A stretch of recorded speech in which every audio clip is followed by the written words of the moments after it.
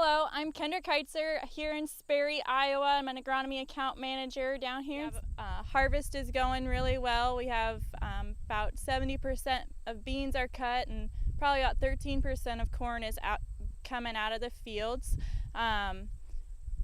Overall, yields are looking really good.